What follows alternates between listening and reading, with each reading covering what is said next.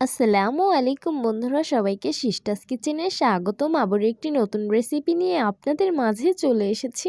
আজকের রেসিপি হলো egg pasta, তো সাথেই থাকুন। প্রথমেই চুলায় একটি পাত্র বসিয়ে দিয়েছি, রেগুলার রান্নার তেল দিয়ে দিলাম, কুচি করে রাখা পেঁয়াজগুলো দিয়ে সুন্দরভাবে নেড়ে নিব।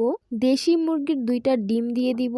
এখন ডিম 2টাকে চেনির সাহায্যে সুন্দরভাবে ভেঙে নিচ্ছি, আপনারা দেখলেই বুঝতে পারবেন। স্বাদ মতো লবণ দিয়ে দিলাম, মাঝখান থেকে কেটে নিয়েছিলাম মরিচ, সেগুলো দিয়ে সুন্দরভাবে নেড়ে নিব। 1 চামচ পরিমাণ হলুদ মরিচের গুঁড়ো দিয়ে দিব, সামান্য পরিমাণ পানি দিয়ে দিব, টমেটো কুচি দিয়ে দিব, জিরা গুঁড়ো দিয়ে দিব, চিলি ফ্লেক্স দিয়ে দিব, সামান্য পরিমাণ বিট লবণ দিয়ে মশলাটা সামান্য পরিমাণ কষিয়ে নিব। যেহেতু আমি হলুদ মরিচের গুঁড়ো দিয়েছি সেই জন্য হলুদ মরিচটা আমি সামান্য পরিমাণ কষিয়ে নিয়েছি। সিদ্ধ করে রেখেছিলাম পাস্তা, সেগুলো এখন দিয়ে সুন্দরভাবে নেড়ে মিশিয়ে নিতে হবে।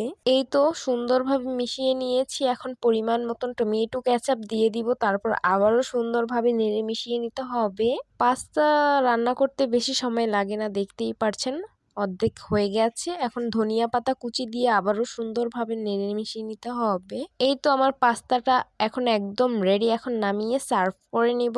এই তো গরম গরম সার্ভ করে নিলাম এগ পাস্তা। দেখতে অনেক বেশি লোভনীয় লাগছে, খেতে কিন্তু অনেক বেশি মজা হয়েছে। যারা পাস্তা খেতে ভীষণ পছন্দ করেন তারা অবশ্যই এইভাবে ট্রাই করবেন, এটা খেতে অনেক বেশি মজা হয়েছে। তো আশা করছি আমার আজকের রেসিপি আপনাদের কাছে অনেক অনেক বেশি ভালো লাগবে। ভালো লেগে থাকলে আমার ইউটিউব চ্যানেলটি সাবস্ক্রাইব করবেন, আর যারা আমার ফেসবুক পেজ থেকে দেখছেন পেজটিকে ফলো করবেন। সবাই অনেক বেশি ভালো থাকবেন, সুস্থ থাকবেন, আর সিস্টার্স কিচেনের সাথেই থাকবেন। আবারও কথা হবে কোনো নতুন ভিডিওতে। তাহলে আজকে এই পর্যন্তই। আল্লাহ হাফিজ।